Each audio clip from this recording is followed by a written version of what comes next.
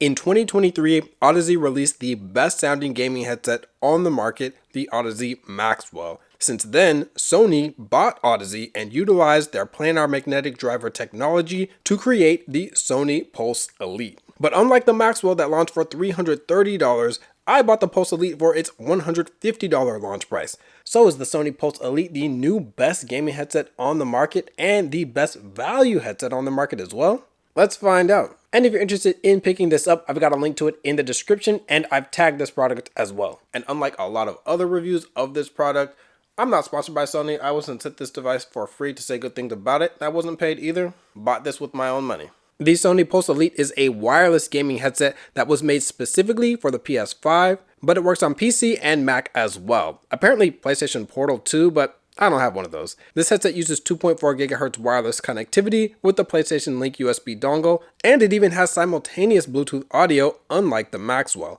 This headset can work on Xbox, but you'll have to use a 3.5mm. By the way, it doesn't come with a cable in the box, so you just gotta already have your own. When you go wired, it disables both Bluetooth and the PlayStation Link USB connection. The 2.4 GHz connection is low latency and it's advertised as lossless. But is it really that much different than all the other wired headsets that use 2.4 GHz wireless dongles? Unfortunately, I don't really have any way to actually test that compression, but I will say that this headset, the Pulse Elite, has cut out quite a bit on my PC. It's around 2 or 3 times per hour and it cuts out for like 5 seconds. So when I was playing Warzone, man, that was really jarring. And it was particularly problematic with the microphone, and you'll hear that a little bit later in this review. The Bluetooth connection also cuts out, so I was watching YouTube videos and it would just be playing and then stop, and it was pretty annoying. But the Bluetooth did cut out a lot less. To be fair, this never happened on PS5, but the reason I even bring this up is because, as you have seen on the channel and see all around me, I've got all these boxes and stuff like this, all these headsets. I've tested a lot of wireless headsets using dongles similar to the one that the PlayStation Pulse Elite uses, and none of them have cut out to the degree that that one has. The dongle range is about 10 feet, which is the shortest length of any device I've used in over a decade. There's a USB-C charging port, which will be needed to update the headset software, and this headset can be charged by connecting the top of the headset. Go ahead and show this. You might not be able to see it this angle in this lighting, but I'll go ahead and put B-roll if needed. You can connect that to this hanger that comes with it in the box. Unfortunately, they have a, this approach, because this doesn't have all the things that you need to actually mount it to anything in the box. It doesn't have a screw. I don't know if you're supposed to drill this onto the wall or what. The instructions weren't really that detailed. They're just like, okay, here, have a hanger. Didn't come with like a headphone stand or anything that you can like put this on. It's just kind of here. So I don't know how fast this really charges the headset. Might talk about it another day, but speaking of that, the battery life is listed at around 30 hours, which seems pretty accurate. I was able to go a full week without having to charge mine. In fact, right now I've still got mine at 32% battery. It's been a week now, and it started at 82%, so really good battery life. I will continue to test this and then update in the future. Now, as for the controls, Sony advertises the Pulse Elite as having intuitive controls, but tell me, does this look intuitive to you? Why does one button have literally 7 different functions and none of them control Bluetooth? So you can't skip music tracks on your phone or anything like that. But we'll talk about the link button last. There's volume up and down on the right side. This controls the headset volume itself on PC or mobile, but it does control the system volume on PS5. There's a mic mute button on the mic itself that lights up orange. Gotta say, both the blue/white LED on the right and the orange LED on the left, when the mic is muted, are really annoying, and they combine with the strange PS5 spaceship design to make this a very attention-grabbing headset in public and probably extremely irritating to others on a plane flight. Anyway, I'll link all the functions of the link button in the description, but it's mostly for powering on and off this headset, pairing it to devices, and on PS5 with 3 presses, it opens up the sound center controls. This is really convenient and huge because there's no game chat volume controls on the headset itself, and there's no controls for toggling EQ, so you need to set those on the PS5 itself. And the EQ settings will save to the device itself, even when the PS5 is off, and the EQ works for both Bluetooth and wired audio as well, so that's the good news. A headset with fully functional EQ controls on PlayStation. If you didn't know, only Sony branded headsets can have their EQ settings adjusted in the PS5 settings itself. The bad news is this is the only way you can adjust the EQ for this device. If you turn off your PS5 and want to use this Bluetooth or on your PC and you go, oops, I left my FPS preset on. This is a little too harsh in the treble. Well, now you gotta go back and turn your PS5 on and adjust it there. Now for headphone audio quality. Unlike almost every other gaming headset, Sony hasn't openly advertised the driver size or the frequency response range of this headset. I find that strange because Audeze has traditionally been an audiophile centric company, but I guess Sony understands that their average consumer base doesn't really care if this has a frequency range of 20 Hz to 20 kilohertz like most headsets, or if it's 10 Hz to 40 kilohertz. I mean, beyond 20 to 20, you can't even hear it anyway, so it doesn't matter. But anyway, this headset sounds pretty much like what it is. A budget planar magnetic driver headset. For FPS games, referencing my best headsets of 2023 video, I put it on the level of the Epos H6 Pro. It's very upper mids and treble heavy, which I find jarring for most use cases, but the detail is great. In Warzone, it's perfect. Hearing footsteps beneath you and just overall sound separation is close to the Audeze Penrose and Maxwell. The bass response is very precise and quick, so rumbles and explosions don't linger around very long. Now, the Audeze Maxwell is still number one when it comes to headphone audio quality for FPS games to me, because the sub bass can actually be felt, and that separates it out from the mid bass a lot more. I've said this in some of my older SteelSeries reviews, but one of the problems I have with SteelSeries headsets is you can hear the bass kind of, but you can't feel it at all. Being able to feel it, it really gives that separation from footsteps and rumbles and explosions. They're a lot more distinct from each other when you do have that actual reproduction of the sub bass, because that makes it so the sub bass, the bass, and the lower mid range, they're not all getting mixed up together. Fantastic separation of those in the Maxwell. Now, this does lead into use cases for stuff outside of FPS games. As a bass head, gotta say, the Pulse Elite really isn't for me. The Maxwell, when EQ'd, does have some body behind it. The Astro A50X, Logitech G Pro X2, Dropper's Epos PC38X, they're all better options for those looking for more power in the bass and for better immersion. Granted, those all launch for more than the Pulse Elite and some for over twice its price.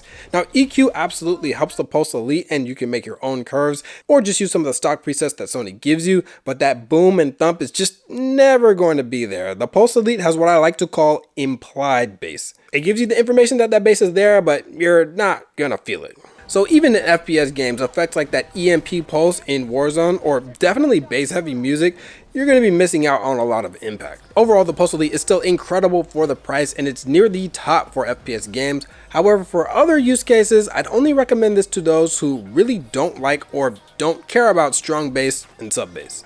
Now, I recorded a quick section where I'll talk about the microphone audio quality. I'll play that in just a little bit, but listening to that back, the audio is really crackly. And something about this headset, I'm using it with the USB dongle in my PC right now. The audio cuts out on this thing. I don't know why, but it's really apparent with the microphone. So just like the headphone drivers, I couldn't find any actual specifications on the frequency range of the microphone. Is it 20 hertz to 20 kilohertz? Or is it like most gaming headsets where it's condensed a lot more? No idea really. But as you can hear, this microphone isn't as clear and detailed or as rich as like a studio microphone like the Shure NV7, or even just the $50 microphone that I've been using lately, the Rode Video Micro. But I could tell Sony really went hard in the noise rejection, the AI noise cancellation with this headset. So as I'm doing some keyboard typing, actually I'll go ahead and stop talking for a little bit. I don't even see the meter going up at all in OBS. I have a really loud PC fan because the CPU cooler that I have is just obnoxiously loud. Windows open, TV's going on in the other room behind me, so there's a lot of noises. Now, the interesting thing here is I can't actually control the background noise cancellation. It's not like the Maxwell where I can turn it to different levels or turn it completely off. And I wish that I could, because this does cut out the beginning and ends of my sentences and my words in general. It's just not a very natural sound. It's robotic in a way. Now I'm using the Sony Pulse Elite Bluetooth with my phone. Now, this microphone does a really good job of rejecting background noises outside. Here, maybe you can, some cars going by, but listening back on the recordings, it really cuts that out quite a bit. Wind noises and stuff like that. The plosive rejection is pretty good as well. Wind noises aren't really distorting the microphone, but you don't get that same level of detail that I would like as far as having that richness to the voice, but also just the clarity overall. Comfort and build is a mixed bag. Audeze does not have a very good track record when it comes to build quality. Both the Penrose and Maxwell launched with painfully fragile builds that would inevitably crack over time, though fortunately this only affected early production runs of the Maxwell. Did affect mine. I got a replacement. The Pulse Elite is all plastic and I measured it at 341 grams. This is not exactly light, but it's nowhere near close to the Maxwell, officially listed at 490 grams. My Maxwell is 503 without the mic and 516 with it. So here's the good. The weight distribution on the Pulse Elite is excellent. There's a unique headband design where there's a second band that automatically adjusts its height to fit your head. This evens out the pressure between the pleather ear cushions and the headband, so this doesn't feel as heavy as it is on paper. Unfortunately, once you actually put this headset on, you can't really manually adjust this headband. As you see, it just kind of like pulls back into its default position. So when you have this on your head, you can kind of make it like lower or higher, but it's gonna just go back to wherever it really wants to be. So you can't just make it, okay, let me get just a looser fit. Let me get it looser around my ears. Can't do that. And especially for glasses wearers, over a couple hours, this did get pretty annoying. It wasn't nearly as bad as the Maxwell, but I would have definitely preferred a different headband design. Additionally, the ear cushions, while they're really deep, they're actually not that soft. Again, they're more plush than the Maxwell, for example. These are a lot firmer and harder. And that's one of the reasons that I love HyperX headsets so much, specifically the Cloud lineup. This is the Cloud 3, incredibly comfortable and really soft padding. And you can see it takes a while for it to like get it shaped back. The Pulse Elite doesn't have real swivel. You can kind of move it up and down and in and out, but not to the degree of other headsets. Like this is the Logitech G Pro X2, goes up and down, and then it has full swivel inside. This allows you to rest it around your neck, but it's still going to clamp pretty hard. So the Pulse Elite, you just can't do that at all. You just kind of have to have it around your neck like this. So let me just move my hair and see. Now you can get it to a kind of comfortable position, but it's still touching my actual neck, not just my shoulders.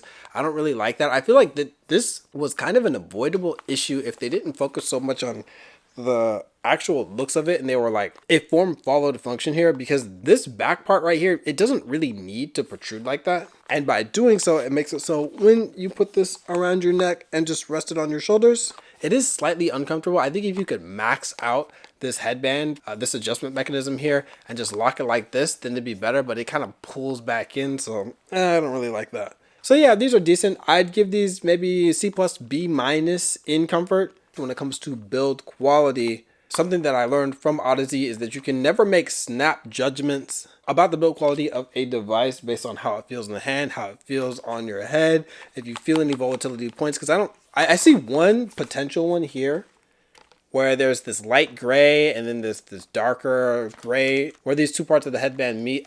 You see that like kind of open up when you stretch this out. That is a potential issue.